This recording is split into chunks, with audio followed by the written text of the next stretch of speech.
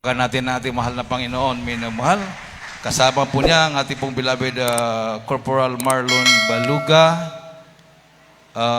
Corporal Marvin El Checo,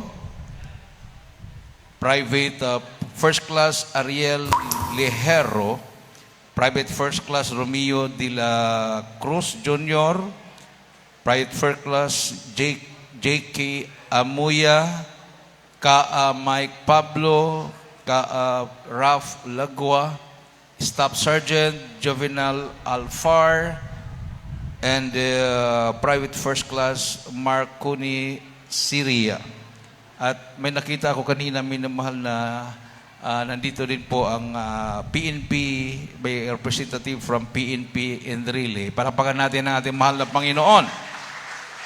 Sa inyo lahat, minamahal na mga kapatiran, sa aking mga kasama, mga manggagawa at mga aral, to our beloved viewers, visitors, newcomers, a pleasant afternoon to each and everyone. Everybody say, praise the Lord. Palakpakan natin ng malakas na palakpak ang ating mahal na Panginoon, minamahal. Kindly po, beloved Bible readers, 2 Chronicles chapter 20, verses 15 to 25. Sabi po dito sa English, minamahal. And he said, hearken ye, all Judah, and ye inhabitants of Jerusalem, and thou King Jehoshaphat, thus said the Lord unto you, be not afraid nor dismayed by reason of these great multitudes, for the battle is not yours, but God's. Tomorrow go ye down against them. Behold, they come up by the cliff of Ziz, and ye shall find them at the end of the brook before the wilderness of Jezreel. Ye shall not need to fight in this battle. Set yourselves, stand ye still, and ye see the salvation of the Lord with you. O Judah and Jerusalem, fear not, nor be dismayed. Tomorrow go out against them, for the Lord will be with you. And Jehoshaphat bowed his head with his face to the ground, and all Judah and the inhabitants of Jerusalem fell before the Lord, worshiping the Lord. And the Levites of the children of the Kohathites and of the children of the Korites stood up to praise the Lord God of Israel with a loud voice on high. And they rose early in the morning and went forth into the wilderness of Tekoa. And as they went forth, Jehoshaphat stood and said, hear me, O Judah, and ye that inhabitants of Jerusalem. Believe in the Lord your God, so shall ye be established. Believe his prophets, so shall ye prosper.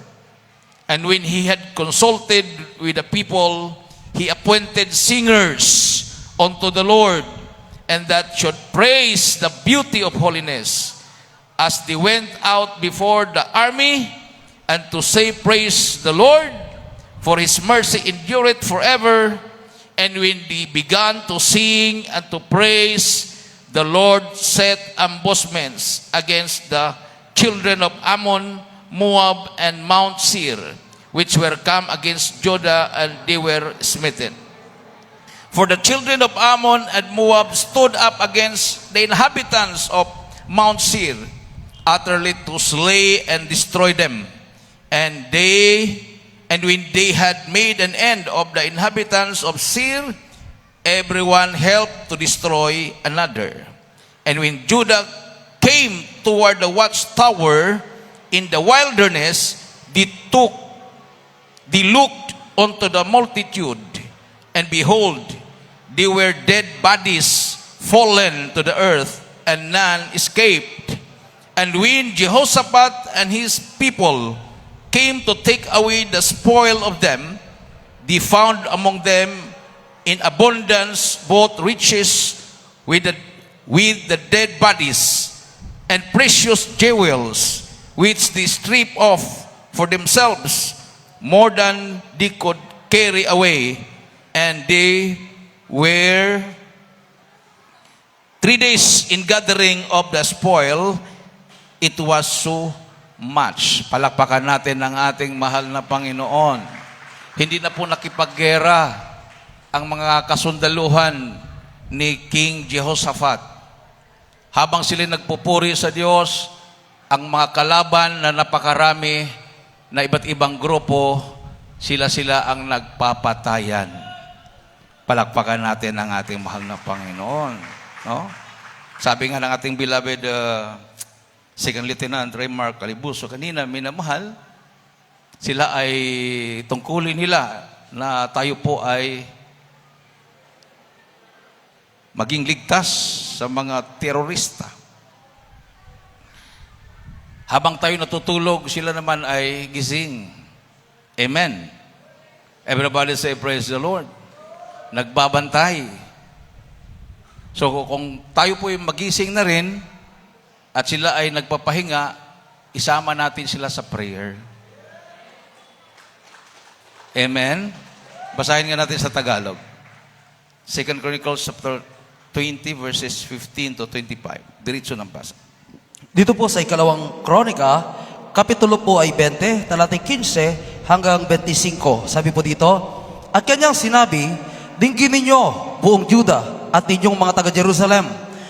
At ikaw, na Haring Jehoshaphat, ganito ang sabi ng Panginoon sa inyo, huwag kayong mga takot o mga lupaypay man, dahil sa malaking kalakihang o karamihang ito, sapagkat ang pagkikipagbaka ay hindi inyo, kundi sa Diyos. Bukas ay magsilusong kayo sa labas. Sa kanila, narito sila'y magsiahon sa unahan ng sis, at inyong masusumpungan sila sa dulo ng libis, sa harap ng ilang ng Jeruel. Kayo'y hindi magkakailangan ng pagkikipaglaban sa pagbabakang ito. Magsilagay kayo, magsitayo kayong panatag, at tignan ninyo ang pagliligtas ng Panginoon na kasama ninyo. O Juda at Jerusalem, huwag kayong matakot o manglupaypay o manglupaypay man. Bukas ay magsilabas kayo laban sa kanila, sapagkat ang Panginoon ay sumasa inyo.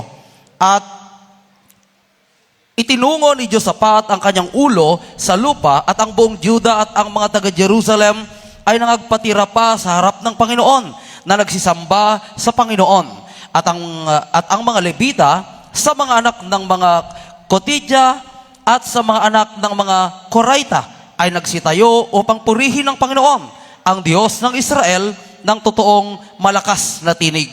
At sila'y nagsibangong maaga sa kinumagahan at nagsilabas sa ilang ng Tekoa. At habang sila'y nagsisilabas, si Jehoshaphat ay tumayo at nagsabi, dinggin niyo ako, O Juda, at ninyong mga taga-Jerusalem, sumampalataya kayo sa Panginoon ninyong Diyos. Sa gayo'y matatatag kayo, sumampalataya kayo sa kanyang mga propeta, sa gayo'y giginhawa kayo. At nang siya'y makakuhang payo sa bayan, kanyang inihalal sa kanila ang nagsisiawit sa Panginoon at magsisipuri sa ganda ng kabanalan habang sila nagsisilabas na nagpapauna sa hukbo at magsipagsabi, magpasalamat kayo sa Panginoon sapagkat ang kanyang kaawaan ay magpakailanman. At nang sila ay magpasimulang magsiawit at magsipuri, ang Panginoon ay naglagay ng mga bakay laban sa mga anak ni Ammon at ni Moab, at nang sa mga bundok ng Seir na nagsiparoon laban sa Juda, at sila'y nangasugatan. Sapagkat ang mga anak ni Ammon at ni Moab ay nagsitayo laban sa mga taga-bundok ng Seir upang lubos na magsipatay at lipulin sila. At nang sila'y makatapos sa mga taga-bundok ng Seir, bawat isa'y tumulong na lumipol sa iba. At nang ang Juda ay dumating sa bantayang buog sa ilang, sila'y nagsitindig sa karamihan, at narito mga bangkay na nangabuwal sa lupa at mga walang nakatanan. At nang si Jehoshaphat at ang kanyang bayan ay nagsiparoon upang kunin ang samsam sa kanila, kanilang nasumpungan sa kanila na sagana ay mga kayamanan at mga bangkay at mga mahahalagang hiyas na kanilang mga sinamsam para sa kanilang sarili na higit kaysa kanilang madala. At sila ay nagsidoon ng 3 araw sa pagkuha ng samsam na totoong marami. Amen. Palakpakan natin ang ating mahal na Panginoon. Imagine, 3 araw, yung pangungulikta nila ng mga ari-arian ng kalaban. No? Kasi may yung iba doon, may mga porsiras, mga ginto, may mga silver, o ano man yung daladala nila, dahil patay na nga sila lahat, minamahal, kinuliktan ng mga kasundaluhan ni Jehoshaphat. Ganon ang gera noong unang panahon. No? May nagkwento sa akin, minamahal, na kapatiran sa Tumawini, si Montemayor. Corporal yata yung ranggo niya. Sila yung nakipaggera sa Marag Valley nung panahon ni, that was 1991, 92.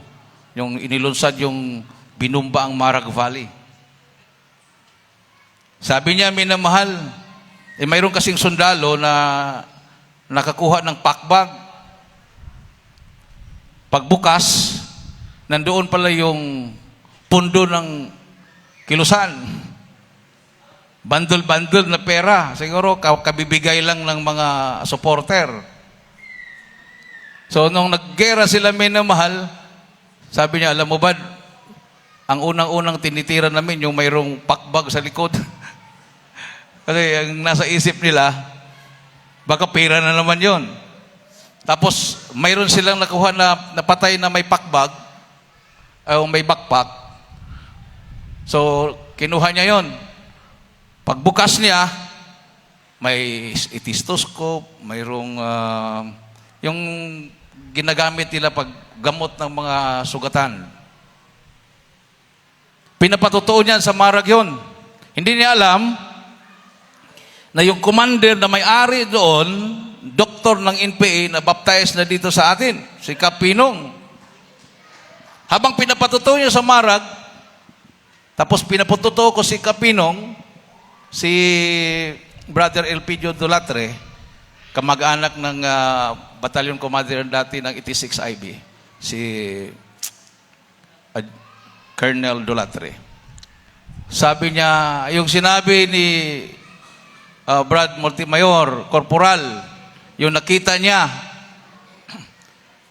kagamitan ko yun, doktor ako ng NPA, pinadala ko kay Kamax, at napatay si Kamax, hindi na daw nabalik yung kanyang kagamitan. Yung pa yung nakita ni Montemayor. Nagharapan sila, yung may-ari ng bag at yung sundalo na kumuha sa bag, minamahal. Pero mga baptized member na sa atin, nagyakapan silang dalawa. Hindi na sila nag-away.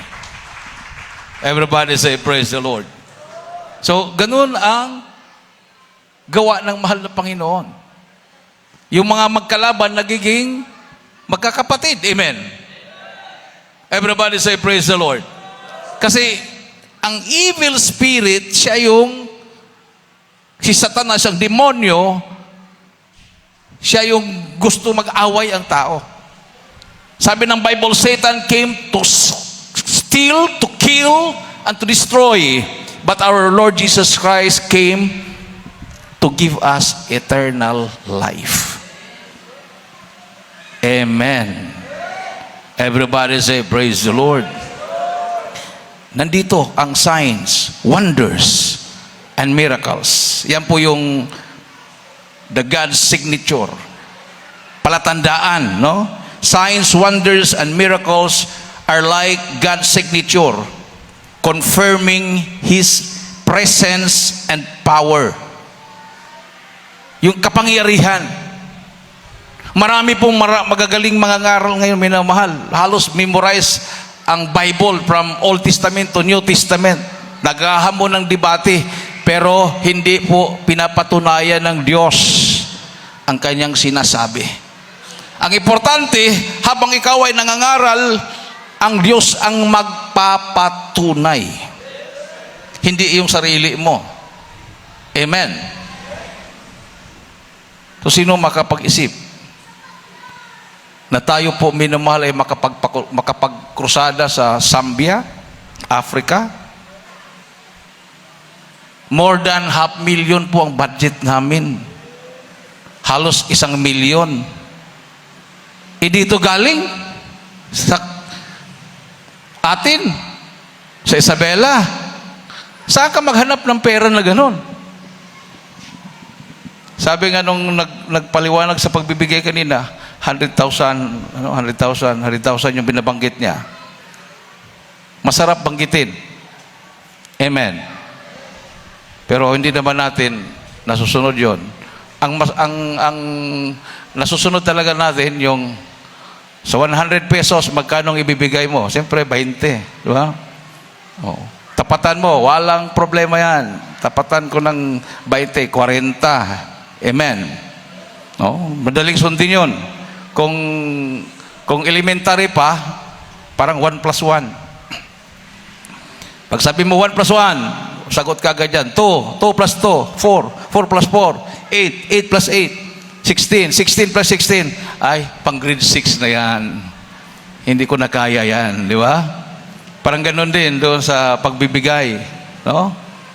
100, 20, 1,000, 200, 10,000, 2,000. Pag sabi 100,000, ay, pang milyonaryo na yan. Hindi ko na kaya yan. Tingnan mo yung mga milyonaryo. Nakulong na sila dahil nagnanakaw sila.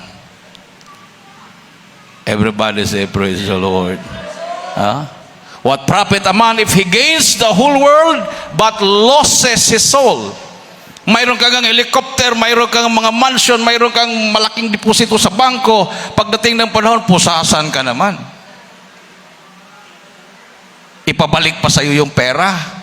Tapos makulong ka pa ng life sentence. Wala. Sabi nga ni Mala Pastor, kahit piso-piso, basta kay Kristo.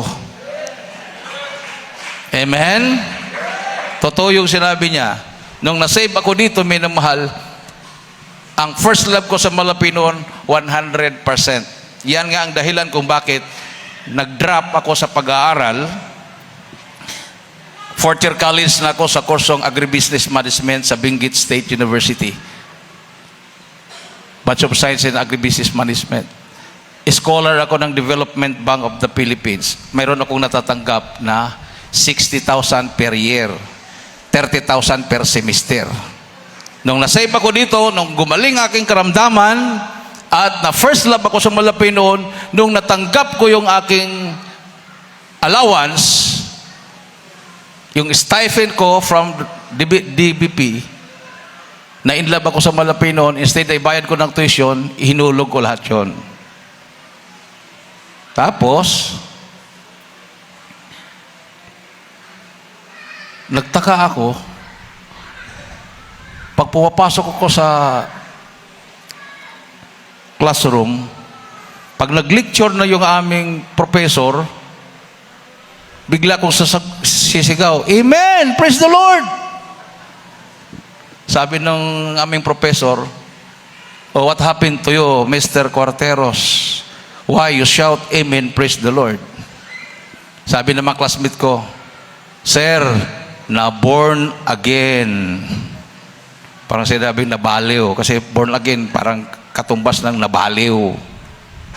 Sabi ko, okay lang. Mabaliw ako kay Kristo. Kaysa mabaliw ka sa bisyo. Amen? Mabaliw ka sa babae, mabaliw ka sa alak, mabaliw ka sa bisyo, mabaliw ka sa lahat ng mga masamang gawa. So, nag-full-time worker ako. Every time na makatanggap ako ng blessing, ibinibigay ko sa Malapino lahat yan. Nabanggit niya, ang blessing niya, 150. Hatiin niya. Ang unang blessing ko sa Manila, 15 pesos. 15 pesos. Weekly blessing yon, 15 pesos. Sahod ba yun? Nag-aaral ako, nakakatanggap ako ng 30,000 per semester, tapos ipalit ko ng 15 pesos. Pero masaya ako. Tagahugas ako ng plato, tagahugas ako ng kaldero, tagalinis ng CR. Tapos, nung nagkrusada sa Cebu, Kapapasok ko lang ng full-time worker, October 21, nagkrusada ng December, sabi ko, sasama ako. Sinabihan ako ng kasama ko, grabing ambisyon mo, brad. Kami nga dito, 3 years na, 5 years, alanganin pa ikaw. Wala ka pang 3 buwan, sasama ka na. Hindi ko alam kung bakit yung desire ko, binigay ng mahal na Panginoon yon. Nakasama ko. O kasama ko, praise the Lord. Ganun pa rin trabaho ko doon sa Cebu, Cruzada. Tagahugas ng plato, taga-tapon ng basura. Sabi ko, kung tatawagin ako ng malapit na preacher, within 7 months, makapag-preach na ako. Imposible yun. Dahil nung pagkatapos ng crusade, halos mga ordained preacher ang naiwan sa Cebu. Wala akong panahon mag-preach. Walang chance talaga. Kasi mga ordained preacher ang naiwan eh. Biglang may dumating sa Cebu. Sabi ka, Brother Danny, gusto mong sumama sa Leyte? Sige, okay. Basta approve. O, na-approve. Dinala ko sa Leyte, sa Abuyog Leyte. Pagdating ng Leyte, bago mag-expire nung sinabi ko na within 7 months, makapag-preach ako. Mag-expire, May 21, dinala ko niya last week of April. Pagdating doon sa Leyte, bigla akong tinuro, ikaw ang mag-preach bukas. Kalimutan ko na yung sinabi ko within 7 months. Nag-preach ako. Pagkatapos ko nag-preach, naalala ko yung sinabi ko, kuninta ko. Nag-preach ako ng May 20. Mag-expire ng May 21 yung 7 months. Tawag nga ako na manggagawa. So tuwang-tuwa ako, minamahal. Nag-fasting ako ng straight, 7 days, 3 days, walang tubig, walang pagkain, 10 days. Yun ang buhay ko. 2 years na hindi ako kumakain ng umaga, tanghali, gabi lang ako kumakain, pero walang kanin yun, puro isda, gulay lang yun. 2 years. Dami ako mga panaginip. Every time na ako'y pipikit ng mata, nanaginip ako. Nanaginip ako na ako daw ay sumakay ng eroplano at nangaral sa ibang bansa. Sa dami kong panaginip na nagpa-advise ako kay Brother Richard Abad, ordained preacher, yung nagdala sa akin, sinabihan niya ako, parang imposible na kasi. Sabi ko, Brother Dan, ang advice ko sa'yo, maligo ka naman. Kasi pag ako'y nag-ayuno, hindi ako naliligo, absolute, hindi ako nagtututbrush, hindi ako naliligo. Basa lang ako ng Bible, puri, basa ng Bible, puri. Maligo ka naman. Resulta na lang, walang ligo yan. Pero tingnan mo ngayon, totoo pala yung mga panaginip na yon. Amen. Ilang bansa na yung napuntahan namin. Unang-unang punta ko, Hong Kong. Sunod, Macau. Sunod, Singapore. Sunod, South Korea. South Africa. Kapunta ko ng Dubai. Qatar. Yung krusada ngayon, dami kaming napuntahan dahil puro layover para mura lang. Kasi pag direct yung eroplano, halos 100,000 na pamasahe. Pero kung layover, dami kang daanan, mga 40,000 lang ang bawat isa sa amin. So layover, from Philippines, Qatar.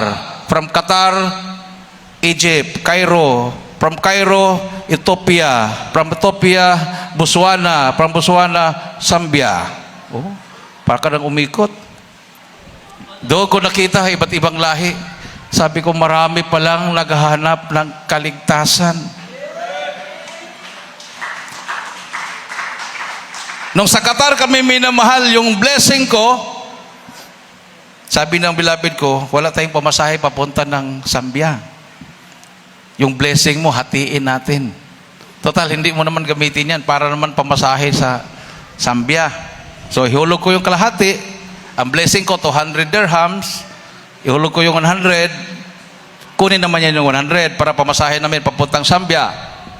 So, yung 200 dirhams times 10 o 16, abot na yun ng mga almost 4,000. blessing ko doon.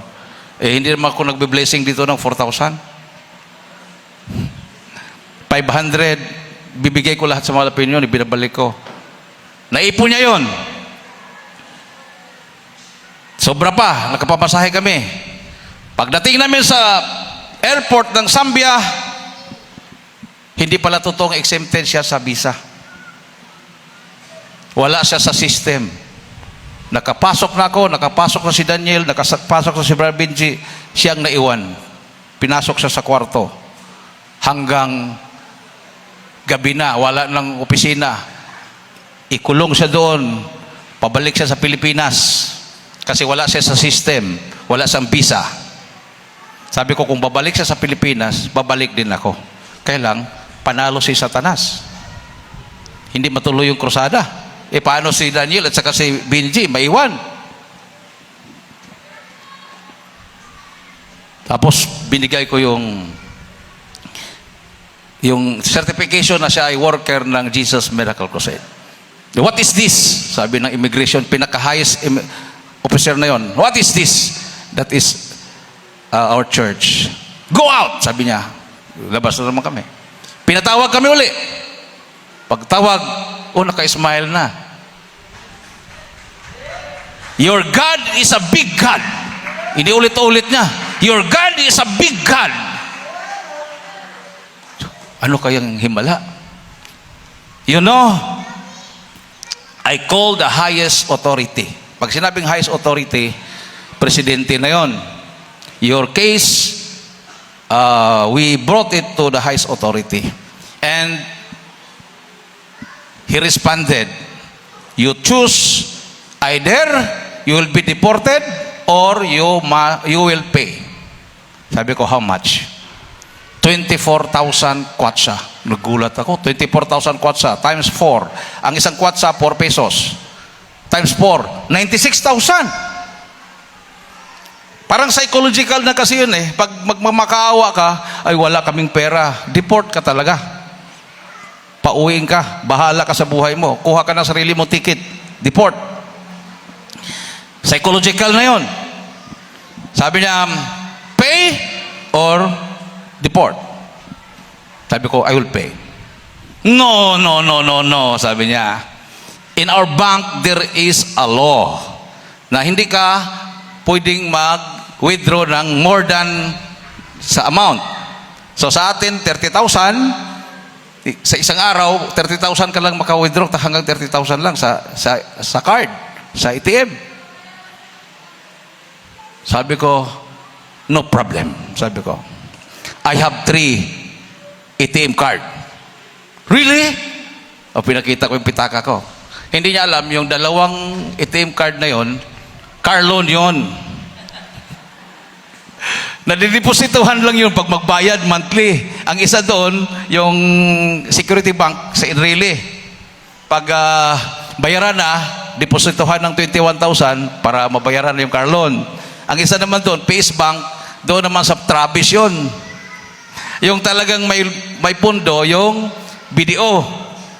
Kaya lang yung pera na yon, tithes ng kapatiran, nung nagbinta ng lupa, tapos nakiusap na magpatayo siya ng chapel doon sa dinonate niya na 2,000 square meters na lupa. So hindi talaga pera namin yon. Kung withdrawin ko man lahat yon, mga 100 plus yon, hindi nga pwede na mag-withdraw ako ng more than 30,000. Naalaala ko yung aking, paglabas ko, naalaala ko yung aking dollar account. Nasabi ni Beloved Mr. Fox, kumuha ka ng dollar account, kuya. Kasi may mga bansa na hinihingi ang dollar account. Hindi ko alam kung magkano ang laman, mayroon palang $900. Pag withdraw ko, naka-withdraw ko ng 15,000 kwatsa. Kulang nila ng 10. 9. Withdraw ko sa video 10. Pwede. Pagbalik ko sa immigration, do you have money? You withdraw? Yes. Binilang ko sa harap niya. 24. Nasobrahan pa ako ng 1,000 kwatsa. Tumingin sa akin from head to foot. Ang nasa isip sa niya, millionaire. Totoo nga naman talagang millionaire tayo dahil ang ating Papa sa langit, nagmamay-ari ng langit at lupa. Amen? Binayaran. Naku, minamahal. Labas kami sa airport. Hindi maitsura yung mukha namin. Lord, bakit mo pinahintulot yun? Magkrusada kami 8 days, umaga at hapon, ang budget 20,000 pesos, 5,000 kwatsa per day. Kasi ikaw ang bibili ng panglugaw, yung kanilang shema, biling ng manok, renta ng sasakyan sa mga dadalo, 5,000 per day. 20,000 sa peso. Wala na kami pera. Nag-post ako sa Facebook. Sabi ko, today is our last day budget. And we still have 7 days crusade. Biglang tumawag ang main church, si Kwadok, Bayardan, hindi kita makontak-kontak. Mayroon akong ipadala sa iyo. Magpadala ako ng $500 US dollars. So, mga almost 30,000 pesos yun. Tuwang-tuwa kami. Parang pang 2 araw na yun. Praise the Lord. After ng 2 araw na crusade, wala na naman. Wala kaming budget. Hindi naman pwede sabihin sa bishop na we don't have money. Ang sinabi namin sa bishop, don't worry, beloved bishop. God will send manna from heaven. Sabi niya, oh, your God is a big God. So we will buy tomorrow. We don't have money now. Tomorrow we'll buy. Pagkagabi, biglang kakatok si Brother Benji. Kuya, bakit? May kapatiran sa New Zealand, magpadala, kuya. Magkano? 2,000 reals. O magkano sa kwatsa yan? Sobra, kuya. Pang 2 araw. Pagkatapos na naman dun, wala na naman pera. Talagang totoo yun. Within 8 days, nagpapadala ang malapit ng budget. Within 8 days, tuloy-tuloy yun. Hindi kami nakulangan. May pang-breaking pa kami sa Hungry Lions. Kayong pinaka-Jollibee nila doon, Hungry Lions. Ito na. Pagka last day, kasi nagbaptize kami ng 2 batch. Pagka last day, 6 na bus ang rintahan. Tinginan na kami, anong babayad natin dyan? Mayroon pa kayang mana mahulog? Yung 6 na bus na yun, kulang-kulang 10,000 yun sa kwatsa. Times 4, 40,000. Wala talaga. Alam mo, minamahal, kinagabihan, na-provide sobra pa. Bayaran namin na yun. Tapos, sabi namin kay Bishop, we will buy shema, flour. No. Too much, sabi niya. No. We spend too much. No, Bishop, we have money. No. Too much. Huwag na daw magpa-snack. Kasi kumakain na daw sila galing pa sa bahay nila. Pagdating namin doon sa bautismuhan, may sumisigaw-sigaw doon. Isang grupo pa lang yun. Isang bus pa lang. Ang dami nila. Dito na kami. Yung first batch. Bautismo. Pag tayo ko, sakit na yung likod ko. Parang hindi na ako makatayo. May ibang grupo naman dumating. Sabi ko, malapit noon, ihinto mo na. Wala na yata katapos ang bautismo to. Nagbautismo kami all in all. 210 souls. 17 pastors, isang bishop, isang reverend, 40 years na nagtuturo sa Baptist, sa Bible School, at isang apostol. May apostol pa. Sabi nila, we can preach, we have the same doctrine, but we don't have miracles. Yun ang wala sa kanila. Ang tataas ng mga posisyon, apostol, prophet, bishop, reverend, pastors, walang preacher doon. Nung nabaptize, yung unang bautismo namin, sabi ni Bishop Machoma, Sabi kasi ng beloved ko, Bishop, you need to be rebaptized. No. I have malaria last night, sabi niya. May fever pa daw siya. Maya-maya biglang tumawag yung wife niya. Sabi niya, Brother Dan, we will just after the service, we will leave you because I have to bring my wife to the hospital kasi na high blood. So titingin lang daw siya magbautismo, titingin lang siya, mag-manage lang siya doon, tapos alis na siya.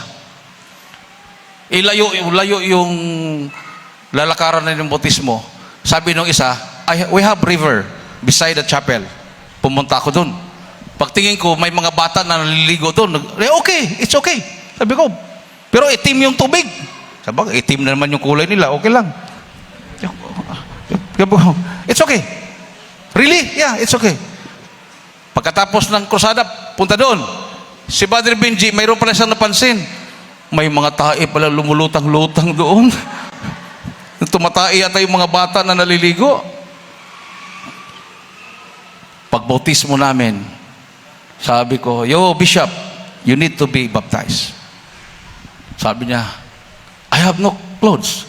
Brother Benji, you have extra clothes? Yes, kuya. Oh, Brother Benji has an extra clothes. Pabautismo siya. Pagkatapos ng bautismo, nawala yung malaria niya. Nawala yung malaria niya. Maya-maya, tumawag yung wife niya. No need to go to hospital. I am healed. Gumaling na ako. Habang papunta na kami doon sa Hungry Lions, sabi niya, maybe my wife is, parang nagkunwari ba? Maybe she is lying. Maybe she is pretending that she is already okay. Kinabukasan, nagpatotoo siya. Totoo nga, gumaling ang wife niya. Tingnan mo. So, napakadaling kumbinsihin dahil nandyan ang kapangyarihan ng Diyos. Amen. Everybody say, praise the Lord. So, nung nag-preach kami diyan sa Sindungan at sa Camarag Valley, sabi nung host doon, si Sister Shuning, Brad, ano ba talagang pakay nyo dito? Sabi ko, tapatin na kita. Gusto kong may NPA na dadalo. Kasi mag-Bible study kami, alas 3, matapos alas 5, mga bata lang. Walang malalaki. Bata lang. Gusto ko yung NPA, dadalo. Ay, kung ganun, Brad, mag-start kayo alas 7 ng gabi. Matapos kayo ng alas 10. Ayan, sigurado, may NPA, dadalo yan. Sige, go! Pagbalik namin doon, start kami alas 7. Ang daming tao, 100 plus. May mga malalaki doon sa mga puno ng kahoy. Ibawal ang flashlight. Kahit pinlight, bawal. Pinaandar lang namin yung vista doon sa lamesa para pag magbasa ko ng bersikulo, makita ko, pero hindi ko naman, memory verse na lang. Daming tao. Tapos ang mensahe, beware, communism is satanism. Ang komunismo, satanismo.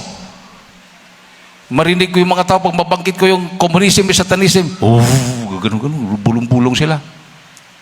So, pag magpabautismo kayo, gagaling ang karamdaman nyo. Challenge ko sila. Pagkatapos ng gawain, puntahan sila doon sa ilog, nagpabautismo, gumaling. Halos lahat na tao sa Sinundungan Valley, pati mga kapitan, mga kagawad dyan, at yung mga milisya ng bayan, at mga active na NPA, na bautismohan natin. So, ayon sa kanilang report, almost 500 ang sumuko sa Sinundungan Valley. Karamihan doon, baptized member natin. Amen! At salamat sa ating pong beloved, nabanggit po niya kanina, mayroon pa tayong mga misyon na gagawin. So, bundok pa rin. Pasok sa kabundukan. Pero ang recruitment kasi hindi sa kabundukan sa mga paaralan. sa mga universidad. So kung mayroon po kayong programa sa mga universidad at mag-crowd ng mga 5,000, 2,000, willing kami. Kahit yung pang-snack nila, sagot na namin yon. Salamat sa mahal na Panginoon, may namahal. Mayaman ang Diyos natin. Amen? Si Brother Joey narinig ko eh. Mayaman ang Diyos natin. Amen? Oh, amen.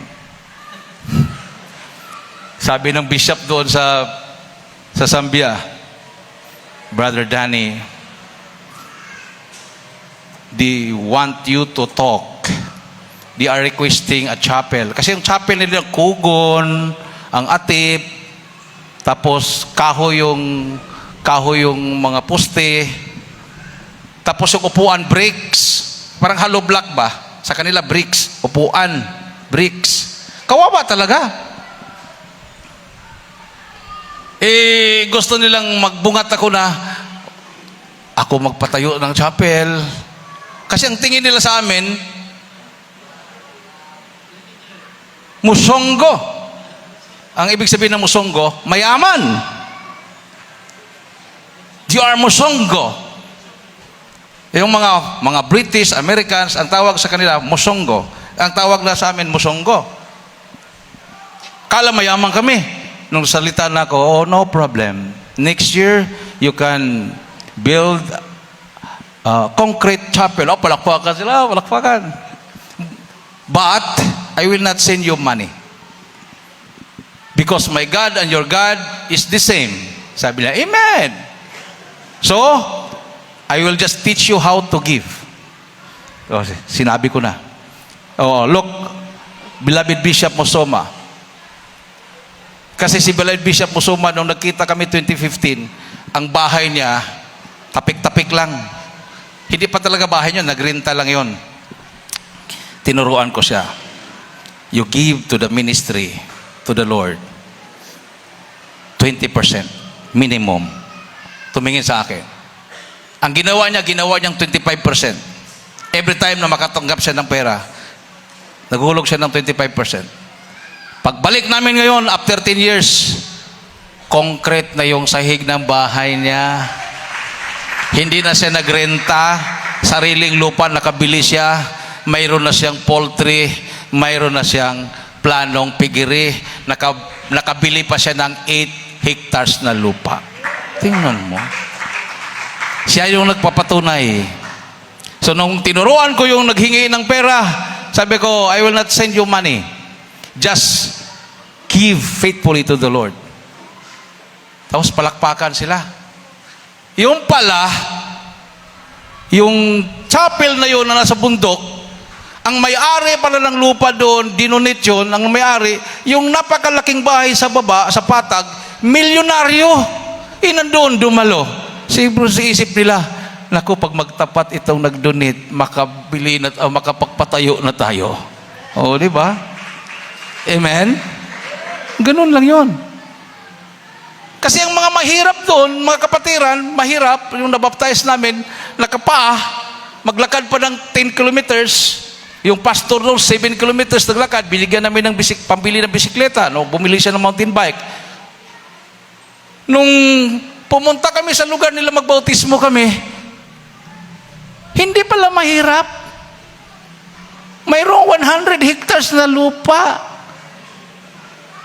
Pero nakapaalang sila. Ang mahirap sa kanila, may 10 hectares, 50 hectares na lupa, 100 hectares, pero walang tanim. Para silang yung mga Aitaba na hindi nagtatanim. Malawak yung lupain, halos nagmamayari ng Sierra Madre, pero palipat-lipat ang tirahan dahil pag maubos na yung source of yung pagkain nila, tilipat. Parang ganun sila. Nag-aantay lang sila na madiscover yung lupa nila na mayroong copper, may gold, tapos bilhin ng Chinese, bilhin ng Amerikano, tapos babayaran sila ng pera. Yun ang inaantay nila. Kung maturuan yun ng agriculture.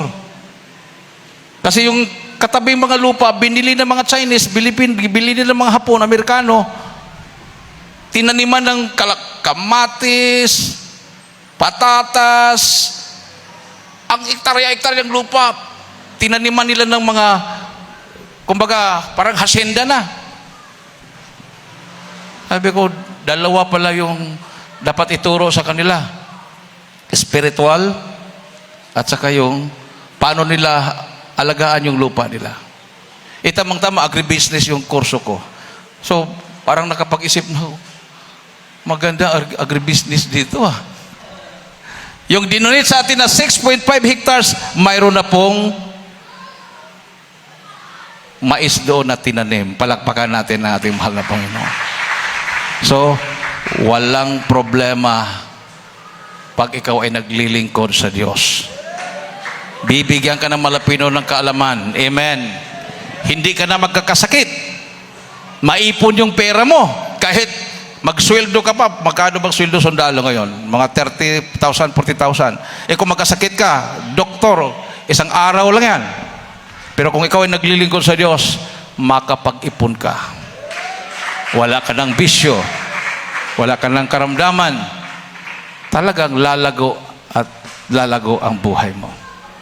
Tumayo tayong lahat, minamahal. Now is the day of salvation. Now is the accepted time.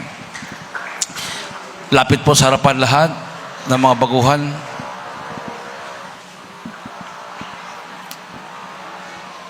Sabi ng mahal na Pinoon, you have not chosen me, but I have chosen you.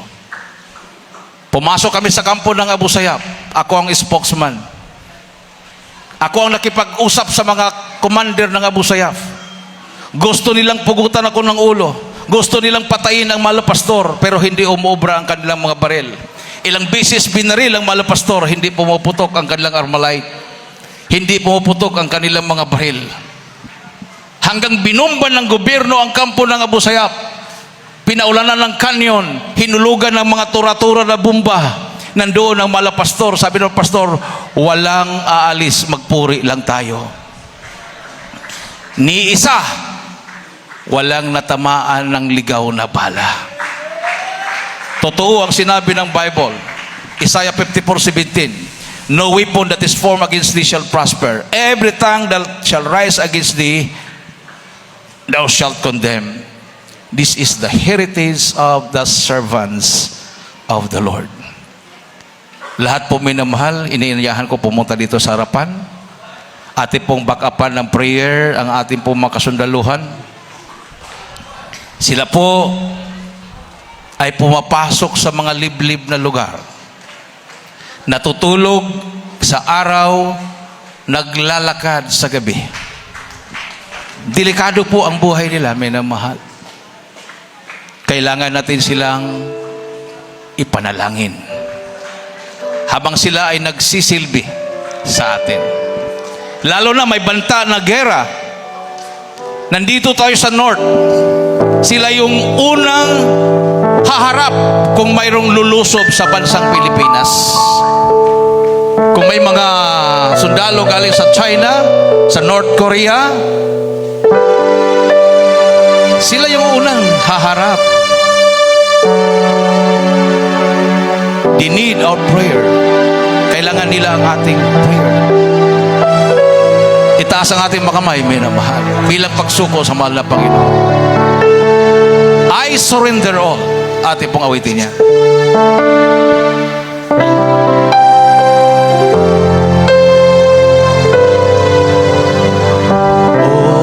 Oh, to Jesus I surrender all. To Him I freely give. I will ever love and trust. Hallelujah! Jesus is the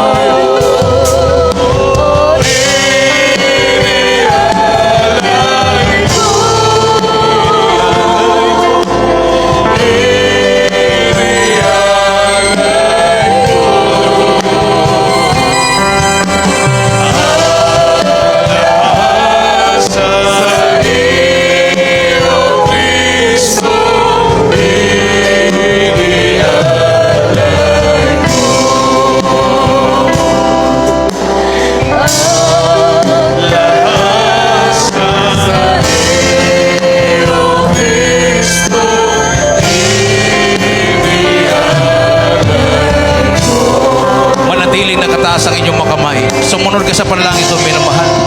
Banggitin po yung panalangin ito. Mayroon pong 4 na reglamentong kaligtasan. Unang-una, panampalataya na makakamtan sa pakinig sa salita ng Diyos. Ang pangalawa, pagsisisi, pagtalikod, at magbalik loob sa mahal na Pinoon. Ang pangatlo, bautismo sa tubig sa pangalan ng Panginoon Kristo para mahugasan mapatawad ang ating mga kasalanan. Ang pang-apat, Diyos na ang gagawa. Tayo po ay bautismohan ng kanyang kapangyarihan. Ang bautismo sa Espiritu Santo. Hallelujah. Habang nakataas ang inyong mga kamay, banggitin po nyo ang panalangin ito. Sumul po kayo.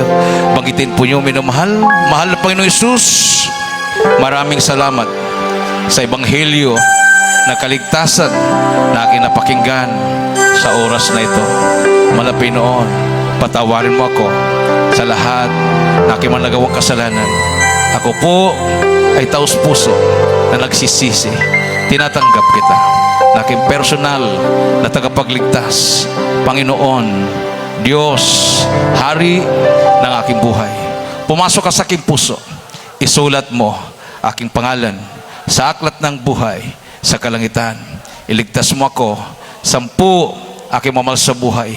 Ako'y maglilingkod sa iyo mula ngayon hanggang sa iyong pagbabalik. Sa iyong dakilang pangalan, in Jesus' name, I pray. Amen. Dakilaman Diyos na makapangyarihan sa lahat at tumanggap sa mga Pinoy bilang Panginoon tagapagligtas sa kanilang mga buhay. Patawarin mo sa kanilang mga kasalanan, baguhin mo kanilang mga buhay. Gawin mo siyang tunay na Kristiyano. Isulat mo kanilang mga pangalan sa Satan, iligtas mo sila sa pagmamahal sa buhay. In Jesus' name, amen. Ilagay po yung kanang kamay sa ulo, kaliwang kamay sa parte ng katawan na mayroon pong karamdaman. Tayo po yung magkaisang manalangin. Hallelujah. Ano po yung makahilingan sa mahal na Pinoon?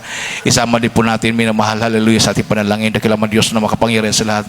Aming pinakamamahal na Pinoon. Minsan pa, mahal na Pinoon, humingi po kami ng kapatawaran. Sama kami nagkulang, nagkakamali. Ano mga naisip, magawa na bagit may mga labi na hindi kaya ayas yung balarapan, patawarin mo kami, mahal na Pinoon. Hallelujah. Sa pangulat na langin namin kagalang-galang at minamahal na Pastor Roel de Salmeda, yung propeta sa kapanahonan, 10 panalangin ng kanyang buong pamilya, sama-sama naming sinasaway. Ano mang gawa ng kaaway, demonyo ng karamdaman, sakit sa puso, high blood diabetes, cancer, hindi mo sa carbon sickness and diseases, demonyo ng mga bisyo, problema, kahirapan, hallelujah. Cast out in Jesus' name, sickness be healed. Right now in the name of Jesus. Hallelujah. Hallelujah. Hallelujah. In Jesus' name. Amen and amen. Praise the Lord. Itaas po natin ang ating mga kamay. 2 kamay, may namahal. Tumaron po tayo ng 3 beses. Sabay-sabay po nating isigaw ang makapangyarihang salita ang hallelujah, praise the Lord. 3 times. Hallelujah, praise the Lord. Hallelujah, praise the Lord. Hallelujah. Praise the Lord. Everybody say praise the Lord. Praise the Lord. Makabalik na po kasi yung upuan, may namahal.